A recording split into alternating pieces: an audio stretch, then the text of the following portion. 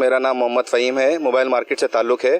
میرا سوال ہے مفتی صاحب سے کہ بہت سے دکاندار چوری شدہ موبائل کو لے کر اس کا IMI نمبر ریسیٹ کر دیتے ہیں یا میموری اس کی کلیئر کر دیتے ہیں، پھر جو موبائل بندہ لینے آتا ہے اس کو بولتے ہیں یہ نیا موبائل ہے، اس کو بیچتے ہیں، تو شریعت اس بارے میں کیا اجازت دیتی ہے؟ دیکھیے، نیا موبائل کے بیچیں یا پرانا کر بیچیں، دونوں صورتوں میں یہ مجرم ہے، گناہ کی معاملت کر رہے ہیں۔ جس کا چوری ہوا ہے اس نے جا کر ٹریکنگ پہ ڈلوا دیا CPLC میں، اگر اس کا یہ IMI چینج نہ ہوتا تو وہ موبائل کور ہو جاتا، بندہ پکڑا جاتا۔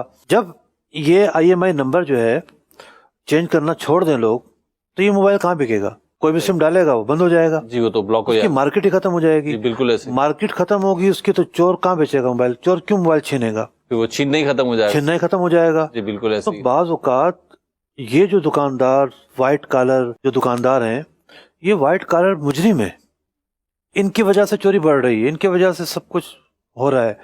اگر گاڑیوں کے چوری کے پارٹس بکنا بند ہو جائیں تو گاڑیاں چوری نہ ہوں۔ میں بعض اوقات حیران ہوتا ہوں، بعض چوروں کے انٹرویو پولیس شائع کرتی ہے نا، جی ہاں بھائی کتنی گاڑی بیچی؟ یہ 2 لاکھ کی۔ تو گاڑی 20 لاکھ کی، 2 لاکھ کی بیچ دی، کاٹ کے پرزے بیچے جائیں گے۔ جی ہیں؟ ایسے ہی اس بندے کا کتنا بڑا نقصان ہے۔ جی۔ اچھا، ان کے معاون و مددگار کون ہے؟ یہ دکاندار، جن کو پتہ ہے چوری کا مال ہے، اس کے باوجود یہ اسے لے رہے ہیں، اسے بیچ رہے ہیں، اس کی جو ہے نا اس میں ہیرا پھیری کر رہے ہیں۔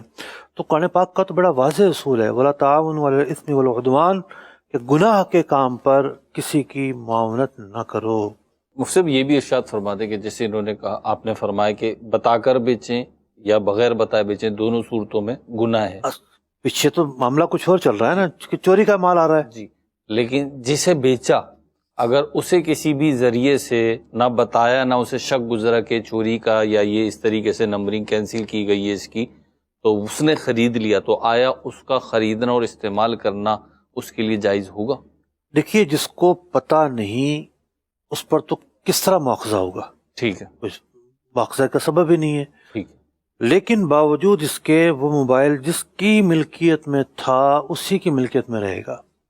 اچھا، چوری ہو جانے سے انتقال ملکیت نہیں ہو جاتا، اللہ، اسی بندے کی ملکیت پر موجود ہے، ٹھیک۔ حلال نہیں ہو گیا ابھی موبائل۔ یعنی پتہ چل جاتا ہے تو برات ظاہر کرے گا اس سے۔